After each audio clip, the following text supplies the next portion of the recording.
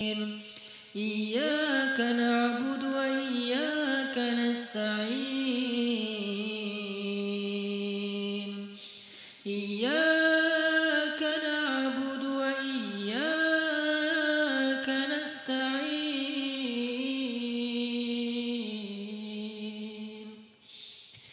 إياك نعبد وإياك نستعين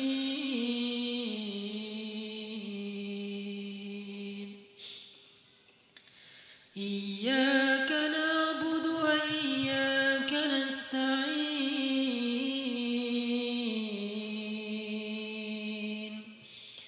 إياك نعبد وإياك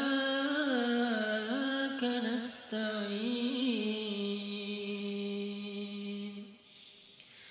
اهدنا الصراط المستقيم صراط الذين أنعمت عليهم غير المغضوب عليهم ولا الضالين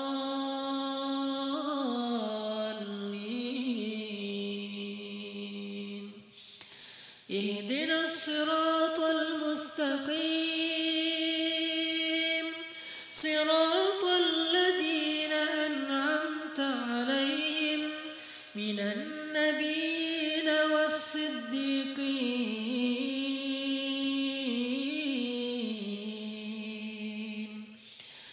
صراط الذين أنعمت عليهم من النبيين والصديقين والشهداء والصالحين. Coba ingat, seandainya orang tua kita mulai sepuh, udah tua renta, apakah pernah ada adegan dalam kehidupan kita, kita membentak orang tua kita, sampai orang tua kita merasa ketakutan kepada anaknya sendiri. Orang tua kita nggak berani untuk mengatakan keinginannya, ingin dibuatkan atau ingin dimasak, ingin dibelikan satu masakan kesukaan dia, saking takut dan saking kagetnya orang tua kita terhadap sikap kita yang pernah memarahi, membentak, bahkan kadang mencela orang tua kita. Coba ingat adegan itu yang pernah terjadi di suatu pagi di rumah kita kepada orang tua kita. Adegan yang pernah terjadi di suatu malam di hadapan orang tua kita. Bahkan kadang kita pernah memarahi orang tua kita sampai dia malu di hadapan orang banyak, di hadapan saudara-saudara kita, di hadapan saudara-saudaranya, di hadapan orang banyak yang dia tidak kenal, mungkin di jalan, mungkin di pasar, mungkin di mal, mungkin dimanapun. Karena kita kecewa kepada orang tua kita, lalu kita marahi orang tua kita habis-habisan di depan orang banyak. Sampai orang tua kita merasa sedih, kecewa, lalu merasa takut kepada anak yang dulu sering dia gendong. Anak yang dulu dikecup keningnya, tetapi ketika anak ini merasa sudah mampu, sudah punya segalanya dan orang tuanya dalam keadaan lemah, dengan sombong dia membentak orang tuanya. Dengan sombong dia memarahi orang tuanya, tanpa pernah peduli dan tidak pernah lagi ingat bagaimana dulu dia diperlakukan oleh ayah ibunya. Ingat, adegan itu pernah terjadi dalam kehidupan kita. Kalau kita merasa kita tidak pernah melakukan itu, mungkin kita adalah seorang pelupa. Saya kira orang seperti kita yang dulu pernah masa-masa kelam, pernah nggak stabil emosinya, pernah mengalami masa-masa sulit. Saya kira semua kita pernah ngalamin masa ketika kita benar-benar menyakiti perasaan ayah dan ibu kita. Kita buang semua jasa mereka, lalu kita mengatakan kalimat-kalimat yang seolah-olah kita adalah anak yang tidak pernah mendapatkan kebaikan dari orang tua kita. Ayah kita diam ketika dimarahi oleh kita, dan dia tidak pernah mengatakan, dulu kamu pernah seperti ini tapi saya sabar. Dulu saya habis-habisan berkorban untuk kamu, saya korbankan semuanya, saya siang malam mencari nafkah untuk kamu. Ayah kita tidak pernah mengatakan itu di hadapan kita, dia tetap sabar, menanggung semua ucapan-ucapan dan bentakan dari anaknya. Apalagi ibu kita, apakah dia mengandung kita 9 bulan hanya untuk ketika kita lahir lalu membentaknya? Dia mengandung kita 9 bulan dalam kepayahan, nggak bisa duduk, nggak bisa tidur, nggak bisa berdiri, jalan kemana-mana berat. Apakah hanya untuk melahirkan seorang anak yang congkak, sombong, yang kemudian membentak ibunya hanya karena kesalahan kecil yang dilakukan ibunya? Ingat, adegan itu pernah terjadi dalam kehidupan kita. Lalu coba baca perintah Allah.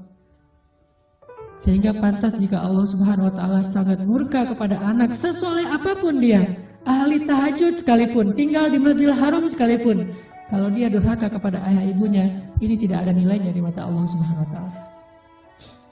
Imma yablughanna 'indakal kibara ahaduhuma aw kilahuma fala taqul lahumā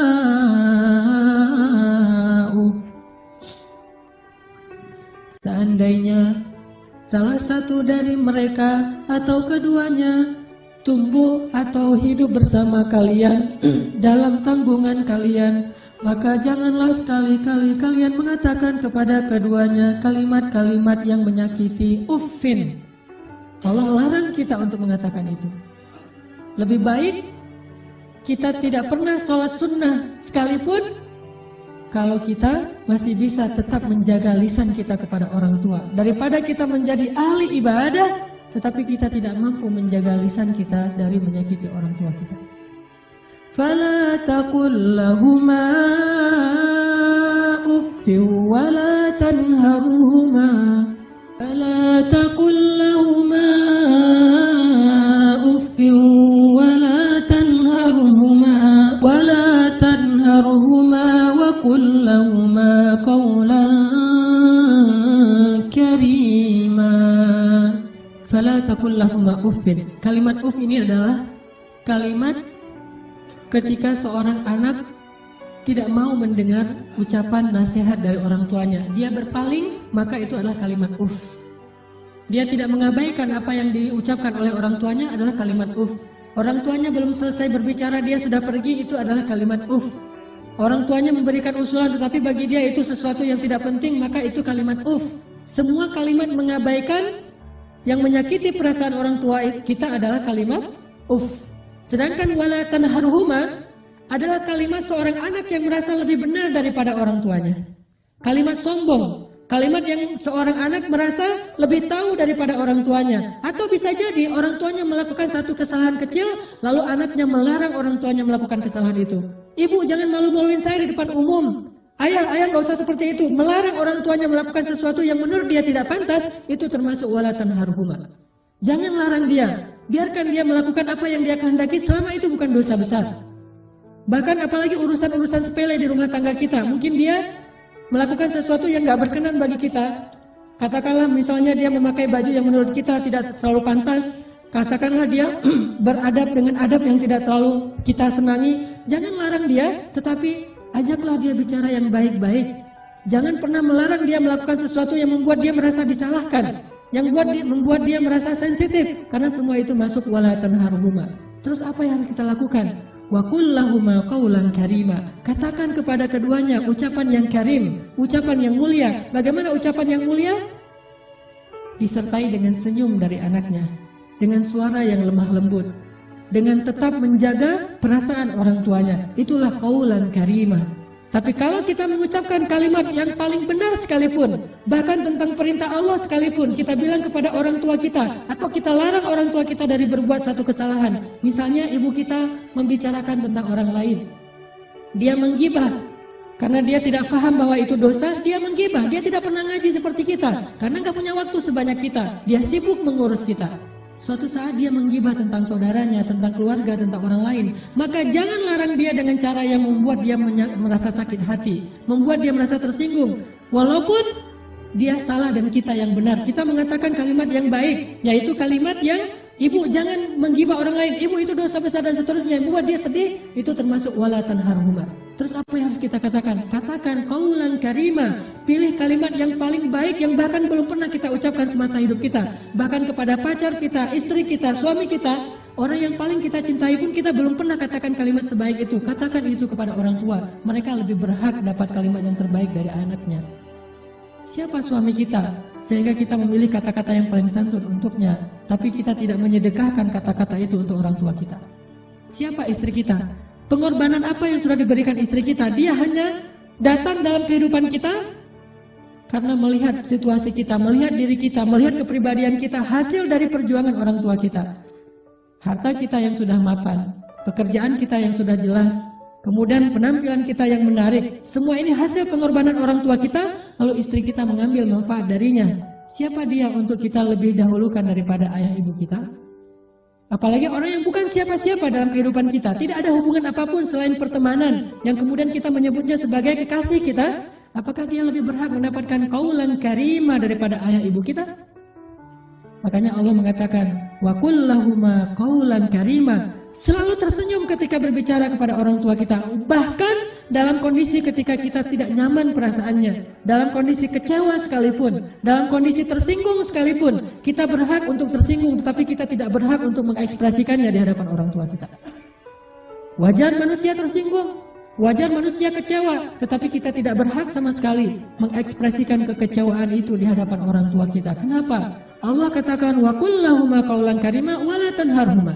Jangan tunjukkan rasa tidak senang kalian kepada mereka. Apalagi kalau orang tua kita sudah mulai pikun.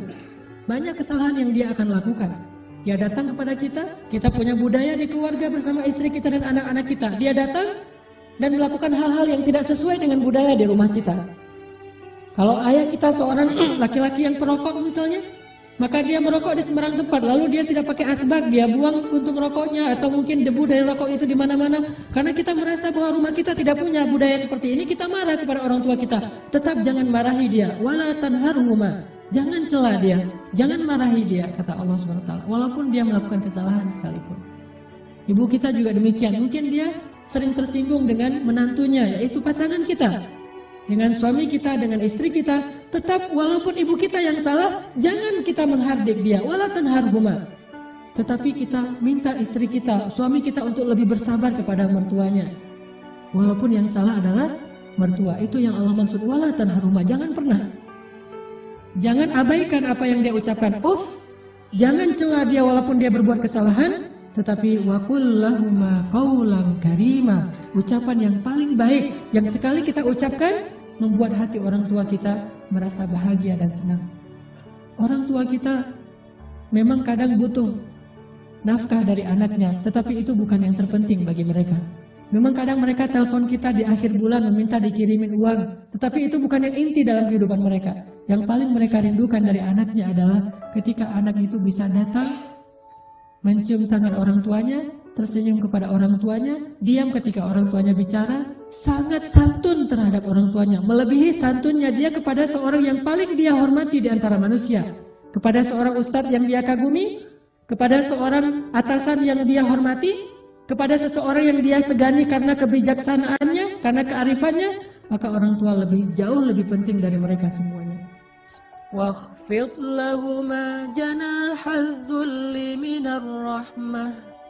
واخفض لهما جناح الذل من الرحمة وقل رب ارحمهما كما ربياني صغيرا. Dan rendahkanlah dirimu terhadap mereka berdua dengan penuh rasa kasih sayang. Rendahkan dirimu. Kalau dalam bahasa Arab kalimat wakhfid lahuma janahaz dzul itu adalah kalimat ketika kita merasa tidak ada apa-apanya dibandingkan mereka. Tidak boleh seorang anak, walaupun dia seorang profesor, walaupun dia seorang pengusaha sukses, walaupun pendidikannya tinggi, walaupun wawasannya luas, walaupun hartanya berlimpah, walaupun pergaulannya itu luas sekali, sehingga orang tuanya kita anggap sebagai orang tua yang kolot, orang tua yang tradisional, orang tua yang tidak banyak tahu, orang tua yang tidak gaul, yang tidak update informasi, orang yang tidak punya ilmu seperti kita, sama sekali kita tidak boleh merasa lebih dari mereka. Sama sekali tidak boleh. Kenapa? Ketika kita merasa lebih dari orang tua kita, menunjukkan kebodohan kita di hadapan Allah SWT. Allah tidak menyebut kita sebagai orang yang hikmah, sebagai orang yang arif, orang yang bijaksana, orang yang berilmu, orang yang alim, orang yang rasikhuna fil ilm. Tidak disebut sebagai orang yang musaqqaf, orang yang berwawasan. Tidak disebut sebagai orang yang cerdas, orang yang syatir. Tidak disebut itu di dalam Al-Quran. Kalau kita tidak bisa merendahkan diri kita di hadapan orang tua kita. Bukan rendah hati, bahkan rendah diri di hadapan orang tua kita. Orang yang cerdas itu bagi Allah adalah orang yang rendah diri di hadapan ibu bapaknya.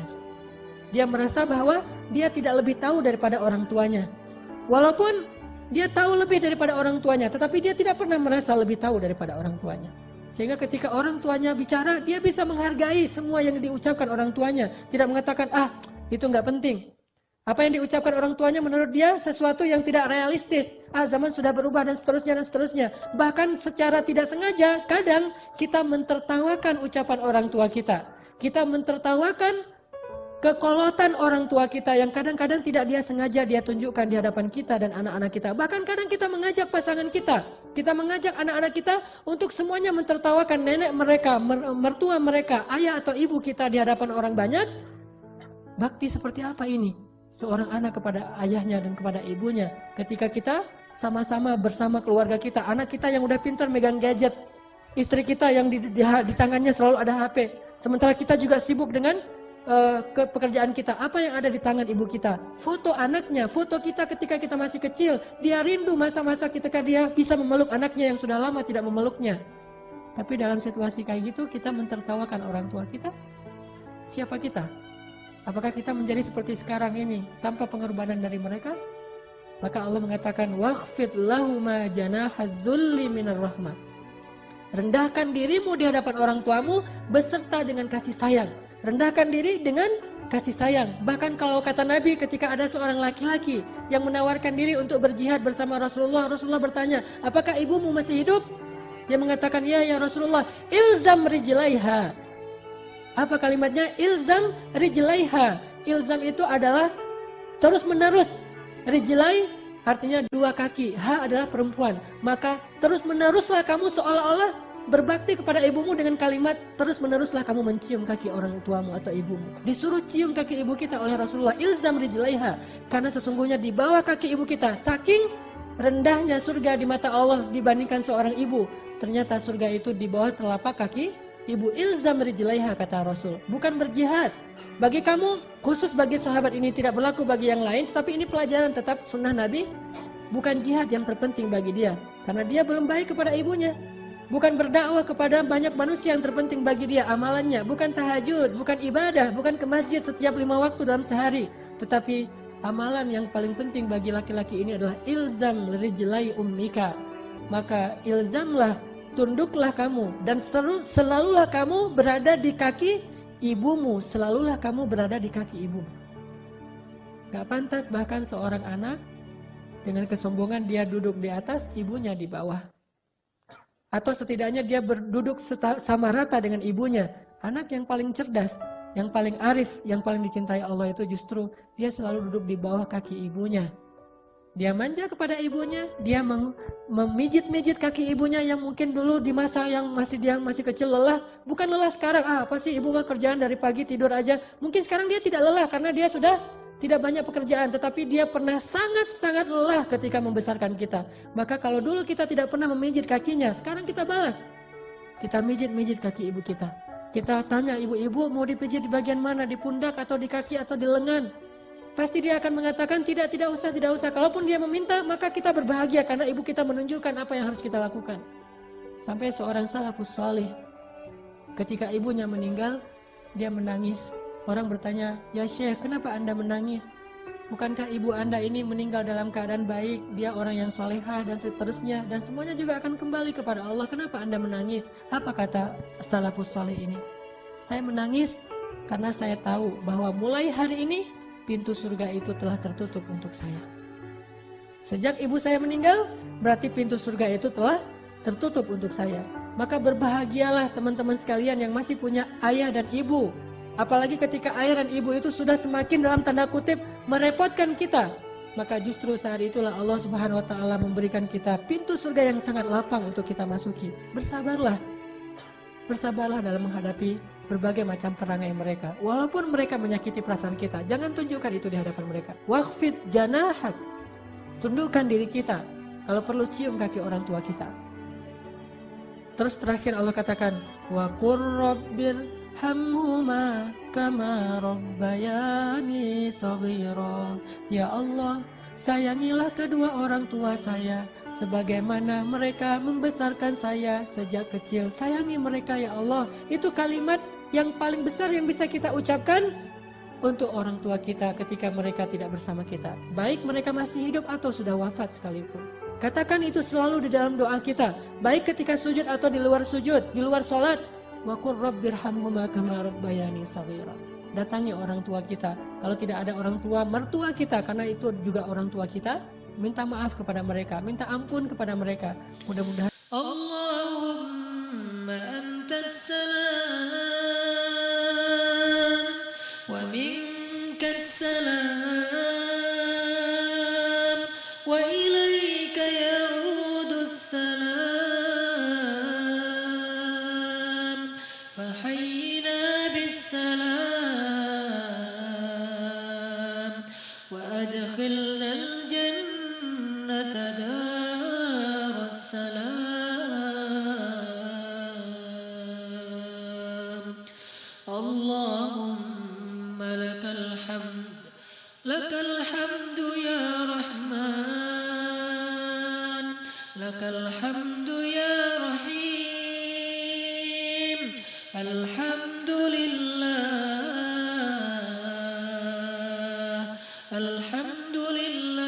على نعمة الإسلام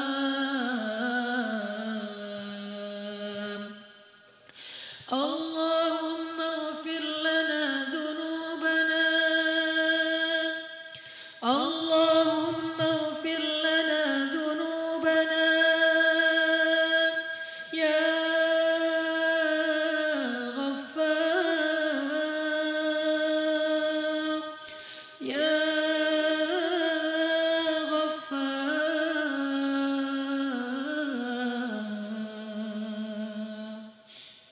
اللهم اغفر لنا ذنوبنا ظلمنا أنفسنا ظلمنا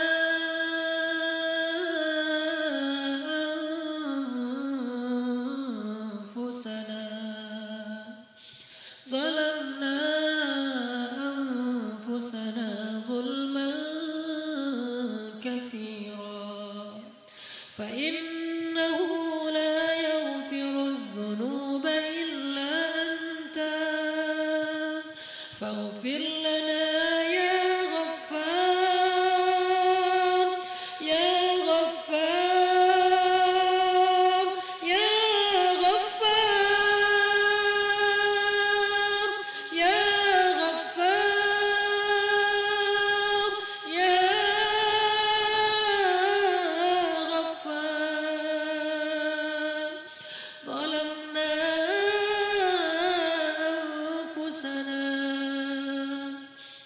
ظلمنا أنفسنا ظلما كثيرا فإنه لا يغفر الذنوب إلا أنت يا غفار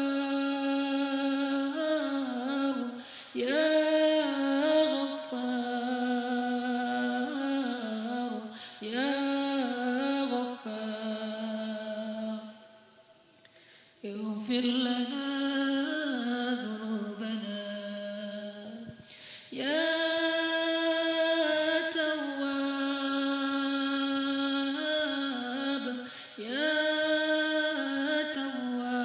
تواب يا تواب تب علينا توبة نصوحا يا رحمن يا رحمن يا رحمن ارحمنا يا رحمن يا مقلب القلوب يا مصرف القلوب يا رب القلوب، إليك أسلمنا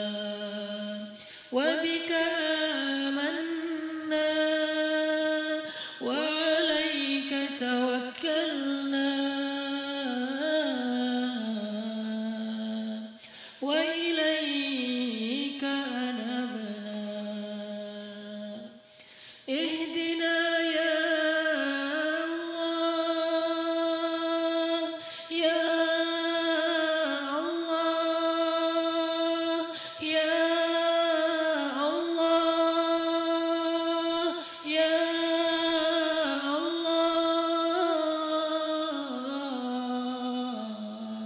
الله قصدناك يا رب العالمين اللهم اغفر لنا ولوالدينا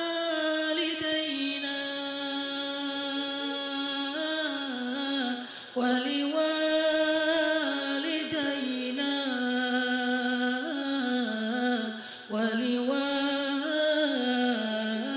ولوالدينا اللهم اغفر لأمهاتنا لأمنا أمنا يا الله أمهاتنا يا الله اغفر لها يا غفار ولآبائنا يا غفار اللهم اغفر لهما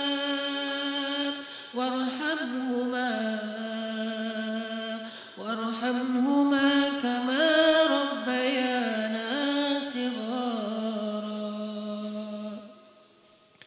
اللهم انصر الإسلام اللهم انصر الإسلام اللهم انصر الإسلام والمسلمين اللهم انصر المسلمين في فلسطين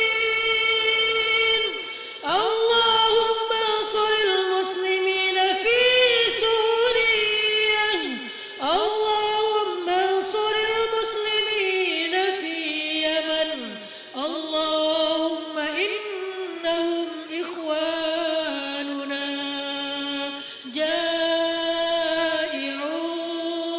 جائعون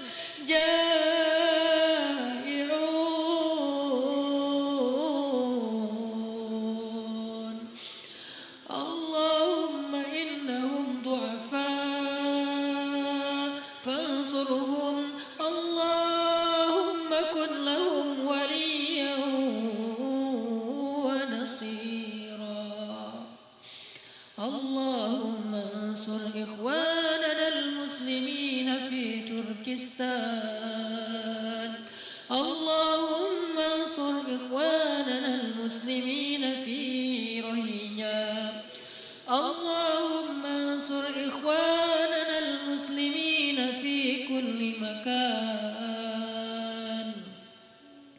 اللهم حرر المسجد الأقصى المبارك اللهم إنا نسألك أن تحرر المسجد الأقصى المبارك أقصى المبارك مسجد الأقصى المبارك من أيدي الغاصبين حرر المسجد الأقصى المبارك من أيدي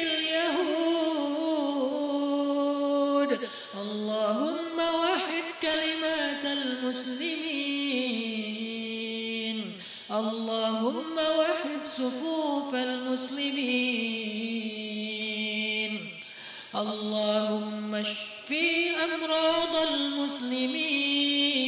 المسلمين اللهم اشفي صدور المسلمين اللهم كن للمسلمين وليا ونصيرا اللهم ارحم شهداء المسلمين اللهم وفق علماء اللهم اهد شباب